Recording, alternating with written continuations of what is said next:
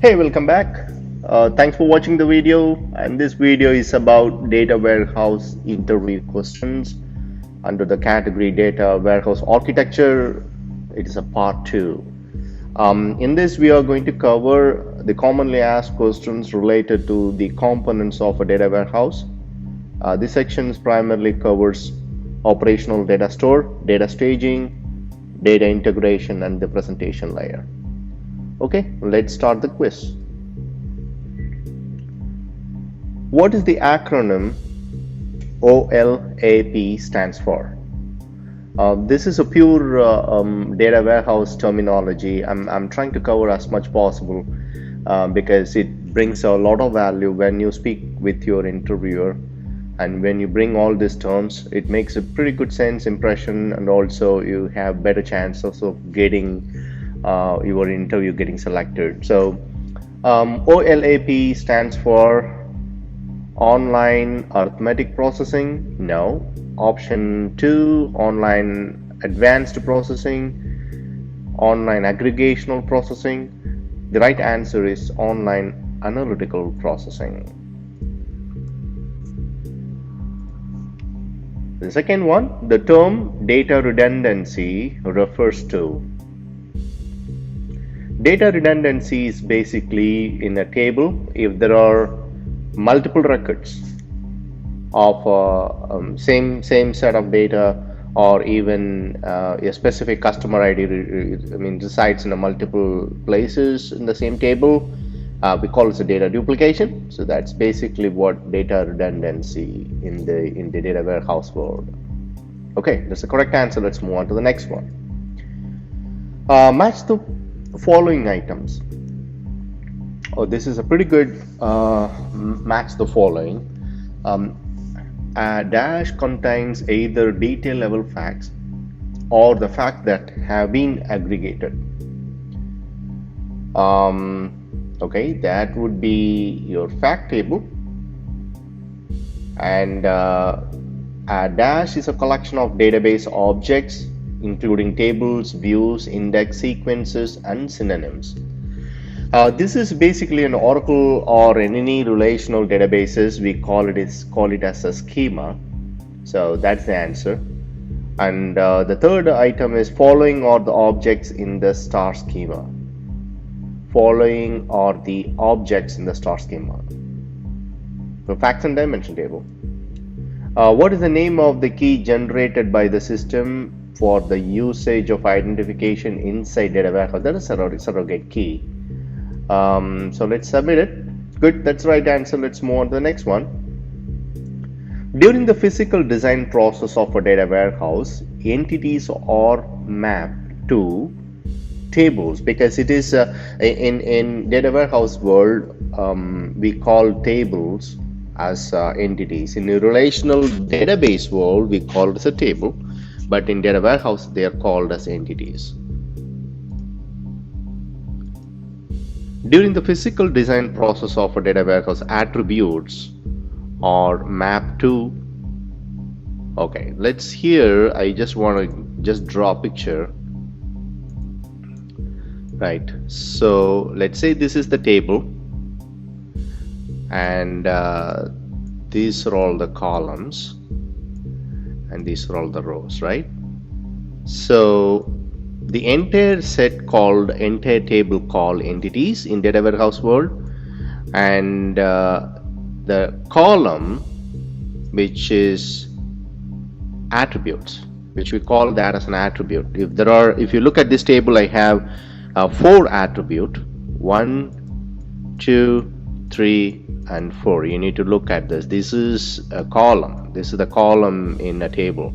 Right, so if we look at that, so that's basically what it is. So I choose the value as columns, submit. Yeah.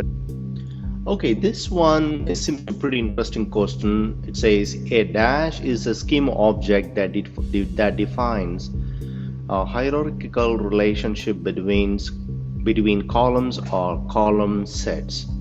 So it's basically in a data warehouse we are dealing with always parent-child relationship in a fact table, dimension table, but what really maintains the relationship, what defines the hierarchical relationship between the columns or the column set is the dimension. So let's submit it.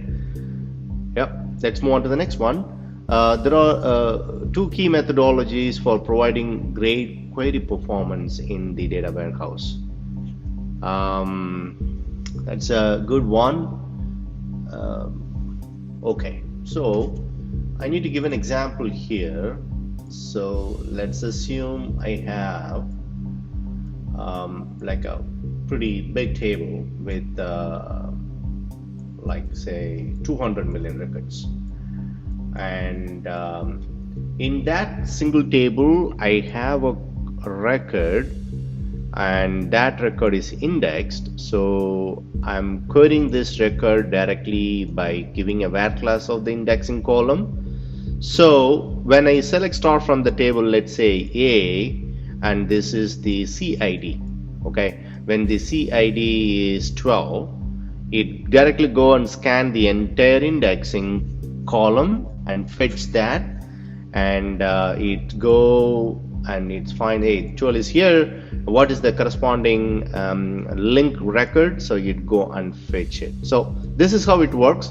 Even if it is an index, it still takes time if you're doing a multiple joins with the same table, or with joining with other bigger table. So how you can able to improve the performance in this same scenario, let's say the greater way of dealing with it is, if I can, let's say I know this record is residing here, right? So I can just do partitioning. I'm asking my my database, saying that okay, this set of data goes into one partition and this one goes into another partition. So I'm actually defining it. So what happens if I do select star from the table where CID equal to 12, it checks that, hey, where is this 12 partitioning value? Oh, this is the second partition. So it directly go and scan the partition and get it. So it doesn't need to scan the entire indexing. So that saves plenty of time in a very complex query statement. So basically, if that's the case, I would say partitioning and parallelism would be the right answer for that. Good. So let's move on to the next one. How should I execute complex queries involving joins of several large tables? That's the same thing that we were talking about earlier scenario. Basically, the parallel option is the one that we must need to do it to improve the performance of the complex queries. Which dimension table can be built with the data in advance? Okay, this is a great question. I need to give a picture to just give an overview. Let's say I have sales data mart.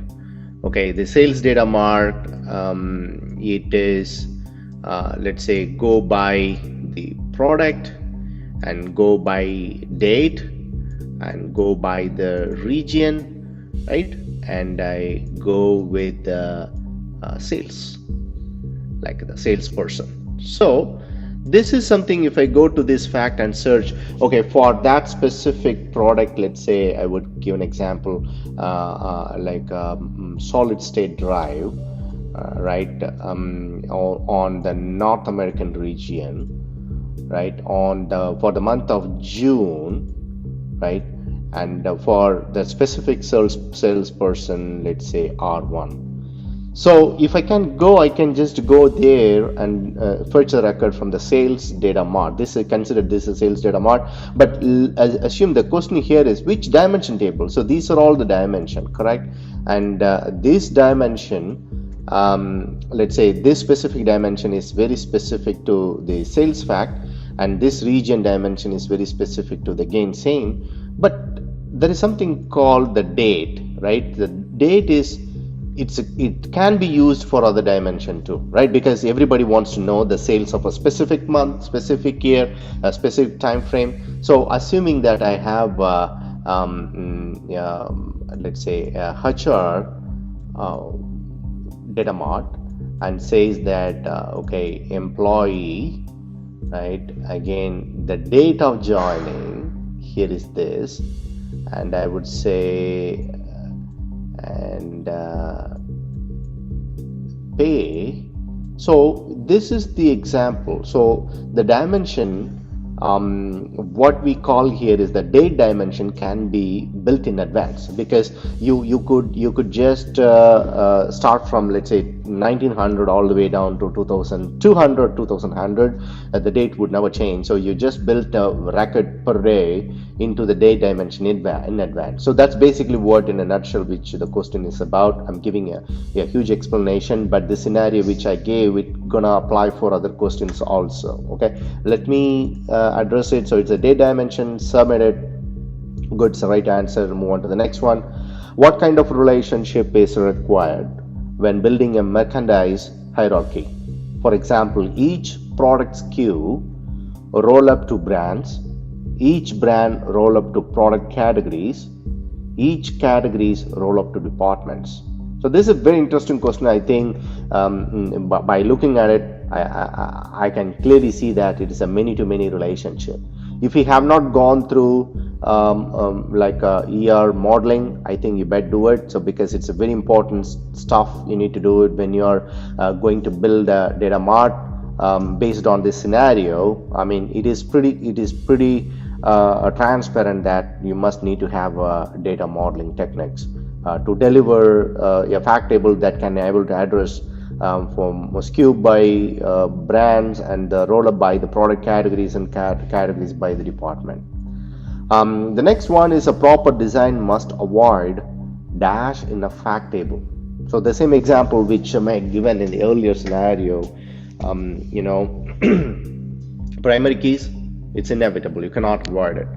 Foreign keys, you cannot avoid it, but definitely the null keys, especially on the fact table, you need to avoid as much possible. But you know, there are certain scenarios, you know, if you tend to add a new column that should accept null values, better split it out and keep it in a separate table and create a relationship between the fact and the table. So, but I would recommend not to keep any column with the null keys. Okay, let's move on to the next one. What is the term used in data warehouse when a dimension table has one or more child tables? Oh, that's a very good question. So I need to put a diagram here so for your better understanding. The sales, again, the sales date, right? So another dimension, and the salesperson is another dimension, and then let's say the region as a dimension. Then what was the other one? Product, correct? So in that scenario, so for an example here in this scenario, I see, oh, region, you put everything, let's say all states. This table contains only the states, but it doesn't have the county information. So rather than adding this information, I'm actually creating another you know, the child table for this specific dimension. So I'm creating, it's like another dimension here, and another dimension here for the product table. So it looks like a flake, right? So a multiple child table for a given one or many child table for a given dimension table. So we call that as a snowflake schema. So that's basically what the nutshell, that's how it looks like. So that's why we name it as a snowflake. Let's submit it and see what happened. Good, that's right answer. Let's move on to the next one. What is the name of the data mart that are derived from single source? I think it is a top level. So I think it'll make which dimension can exist as a single dimension table that relates to multiple fact tables within the same data warehouse? I think the same diagram which I given earlier, like you know, the fact table and data is being used on the sales, and here is HR, you know, this is again the date is the one is being used in multiple. So instead of calling that as a date dimension, we can also call that as a confirmed dimension. So that's basically a terminology is being used in the data warehouse world. So that is a confirmed dimension. Click on it, submit. That's the right answer. Move on to the next one. What is the name of a fact table that no facts but captures set and many-to-many relationship between dimension keys? That's a very good question. Again, most of the time you need to imagine that how you can able to create a fact table with no facts, right? That we call here is a factless fact table. That's another terminology being used in the data. Which data model is best fit for quick hit? That's a denormalized model. Good. Let's move on to the next one. What type of data model is considered for a transactional OLTP database? That is a relational unnormalized. You need to see, you need to study the ER diagram modeling if you have not gone through the difference between an OLTP and OLAP. That's basically for OLAP you need to have more dimension and denormalized form of data, more dimension with normalized form of data, but for OLTP you need to have a relational and normalized form of data set. DAS is an interface protocol used to access data in a relational database environment. Okay, this is a very important question. It's many of the time that you will be you'll be struggling with this connectivity from your, let's say, Excel spreadsheet connecting to Oracle database, or Excel spreadsheet connecting to Microsoft Access, which is native. But let's say if you're connecting Microsoft Excel to an Oracle database, you need to enforce or you need to configure the connectivity through an open database connectivity. That's called ODBC. Let's submit it. That's good. That's the right answer. Move on to the next one. What is the term is used for removing errors and inconsistencies from data being imported into a data warehousing? Basically, we have seen that, let's say, data standardization process and the data cleansing process. That is another terminology called data scrubbing, where we remove the errors and the inconsistency to deliver a cleaner data for data enrichment and data standardization. So the term here is the data scrubbing for this scenario. Let's submit it. Yeah, move on to the next one. Match the following. This is a very good example of an interview question. So let's take a look at what's the name of the process that copies data from a database into another database. Anything related to copies, it's called a replication. What is the name of the process that moves data from a database to another database? It's strictly data migration process. What is the name of the process for restructuring a relational database? That is data normalization. That's good. So answer is across the question. So what is the name of the process that combines data from multiple databases into a database? So with the example which we gave for data warehouse, it's a pretty good example. Let's submit it. That's the right answer. Let's move on to the next one. What is the business term used for a method of organizing information in a data warehouse that allows business information to be viewed from many perspectives? The same example which I gave, a star schema. Using the star schema, the sales one which I gave you earlier, I can view the data from a regional perspective or a county perspective. I can view the data from a date perspective or a duration or time perspective. I can also see the sales by a specific salesperson. You could view it in many perspectives. So basically only the star schema can help you to deliver that. So that's basically the answer to this question. That's right answer. Let's move on to the next one. A person or a group of people responsible for the maintenance and performance of the database. It is a database administrator. Developers, they create the ETL process or programs or tables, right? They are the one, they perform all the activities. Data architect, it's to understand the insights about the data. They should have they are more like a techno-functional personality, like a subject matter expert. They should know how the business operates and how the data should be architected, and understand the value of a data, how we should have a relationship. So that they are the data architect.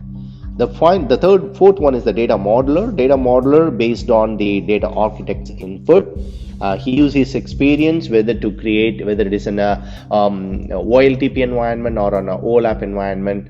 He's going to create a modeling, like a logical data model, and that converts into a physical data model. The person who does the modeling is data modeler, but the responsible for maintenance and performance of database is the database administrator.